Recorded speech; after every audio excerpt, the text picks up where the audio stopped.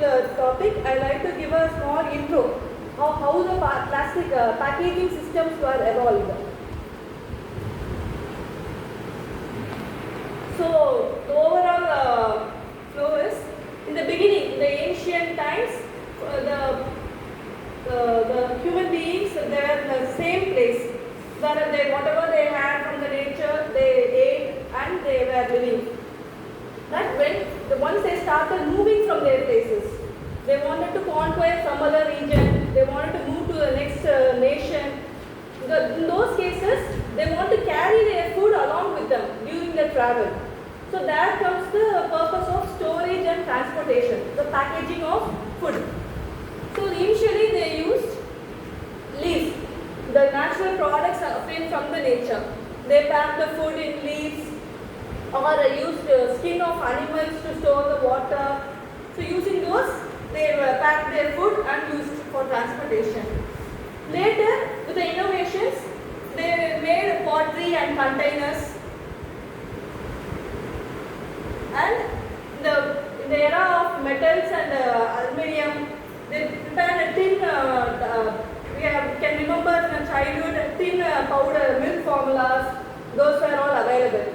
So in those generations, mostly all the packagings were with aluminium or glass bottles. Those were the primary methods for storing the food. And cargo, this we all know. In the era of plastic, all the people were very much attracted by its convenience.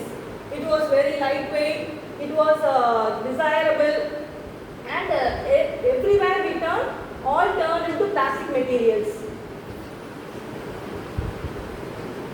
Next are modern inversions. How we are moving from plastic towards the next type of packaging. So what are the pros and cons of using plastics? Though there are different categories of plastics, our main concern is about single-use plastics. Other grades of plastics can be used multiple times. For example, water bottles, they are all of different grade. They can be reused again and again. But what about the single-use plastics?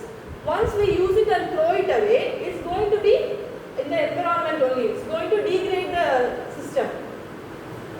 So, but they are very much using single-use plastics. Why are they using those? Because of its low cost. That's the main purpose. The production cost is very low, and it's very durable, and whatever shape we need, we can modify it and we can use it. Most primarily using carry bags for getting going to grocery shop, everywhere. It's very convenient, and also, so because of all these advantages, we are forgetting about its demerits, which is it impacts the environment in a very negative way.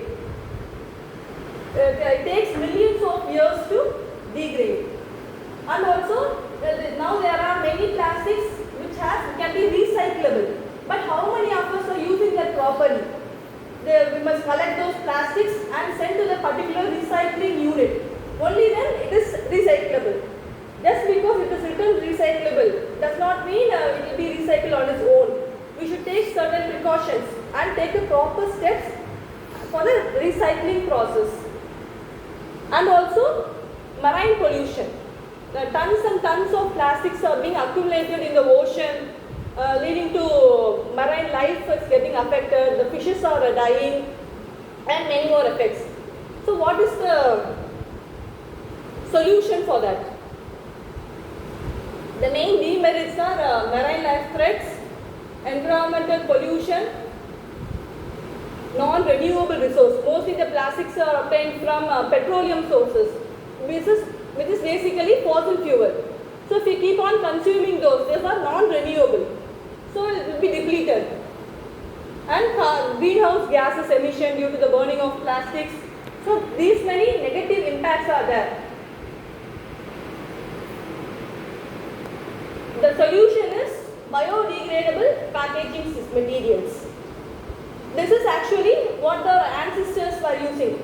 From the nature they are getting the products and we are modifying it as a packaging material.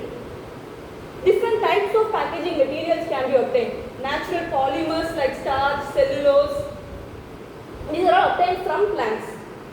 And also from agro waste, we are cultivating the fruits and vegetables from the market, but the remaining, their shell or their waste, we are just throwing it away.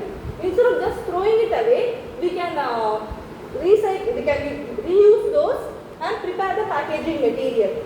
It can increase the resale value. And also protein-based films.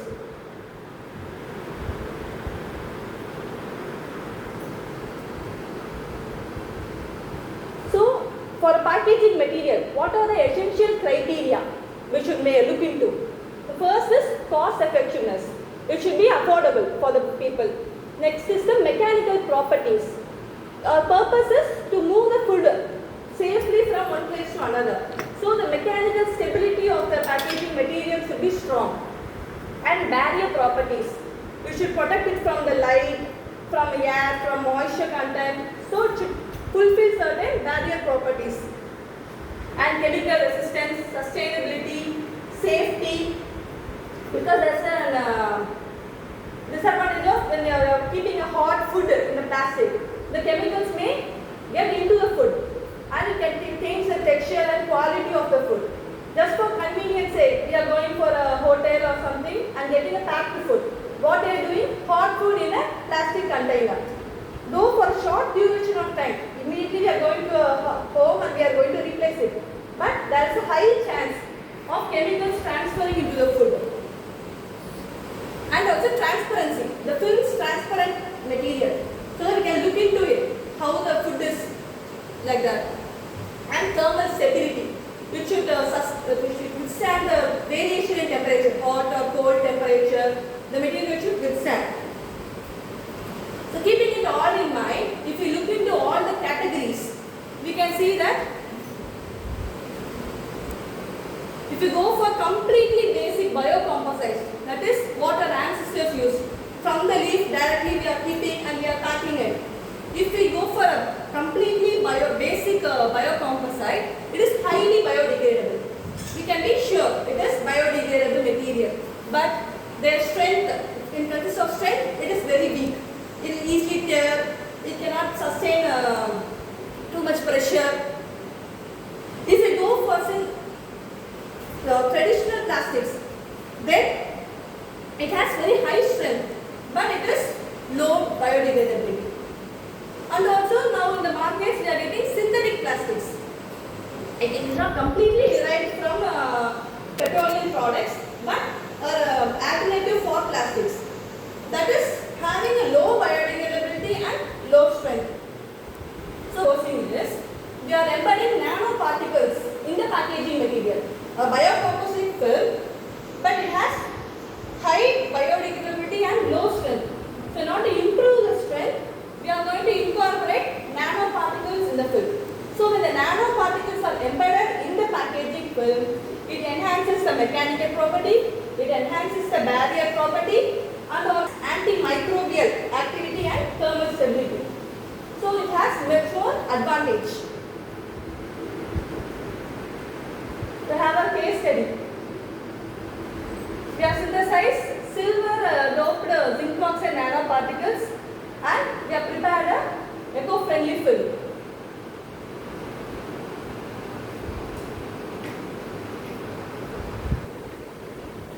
So the biocomposites which we chose for this film was turmeric peel. The one we use for kitchen, turmeric. For the skin peeled out. Okay, we will throw away the skin. But we have collected the skin and we have processed it. And also this is chitosan. So it's an afterglow. The leaves, the tree leaves, usually to fall off the tree it is dusted away as a garbage. Those we can collect and we can reuse it. And along with it, we are using the polymer and making it as a film with silver enhanced zinc oxide nanoparticles. Silver and also zinc oxide, both are known for antibacterial property. So when both are incorporated in the film, it is enhanced with antibacterial, UV protective and much more. So what we do in our work is, first we synthesize the nanoparticles and we conform it same, and antibacterial efficiency. Everything we will check. After, if the nanoparticle is suitable for our purpose, then we incorporate it in the film and analyze the film. How the mechanical strength of the film is, and the film's antibacterial property and their biodegradation. We will see how well it degrades in the soil. So if everything is satisfying, we can use it for commercial purpose. So the overall picture is synthesis of nanoparticle and their characterization, whether it is non-toxic. The main criteria for choosing a nanoparticle in food packaging is it should be non-toxic, it should be food grade approved. And next, after fulfilling the criteria, we will move into film preparation. And in the beginning of the slide we saw what are the basic requirements in a packaging film. The mechanical strength, the chemical stability, thermal stability, their barrier properties. So all those checklists will be checked whether it is fulfilling all those criteria. Then we will prepare the final product. So what are the challenges and limitations in this type of packaging?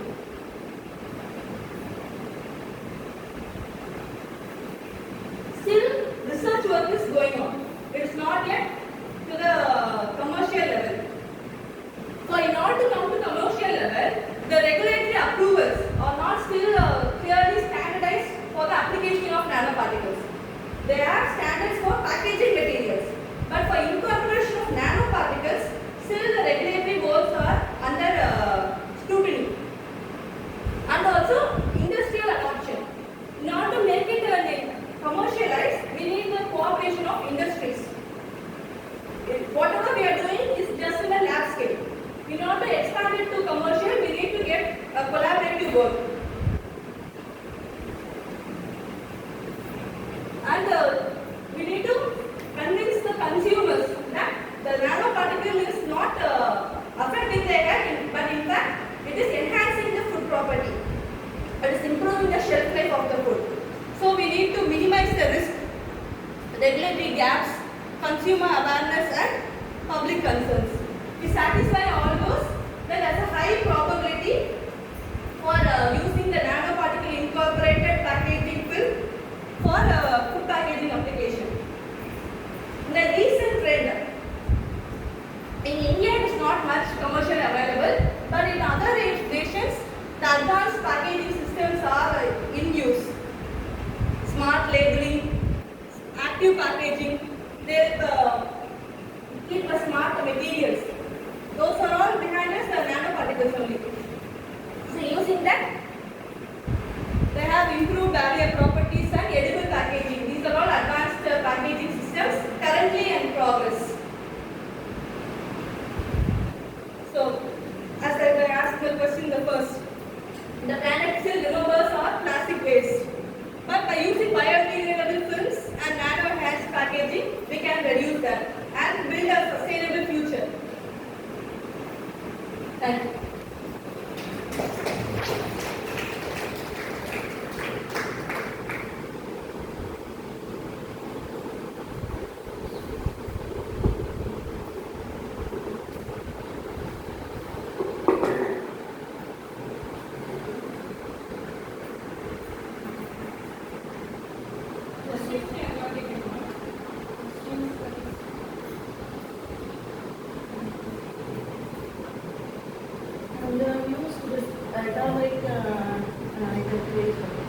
So recent studies have This is the drumstick or the peel, and not the potato peel and the pumpkin or the peel. Like that, whatever we throw it as waste, instead of just discarding it, we can, because those peel and the seed, those have more antibacterial and antioxidants. We are just throwing it away. So instead of just discarding it, we can reuse it in packaging. This material is more type of than plastic. Material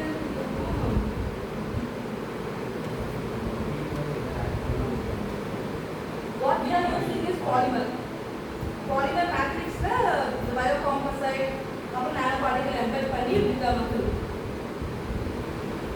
இந்த கண்ட்ரீஸ்ல எப்படி use பண்றாங்க? In Japan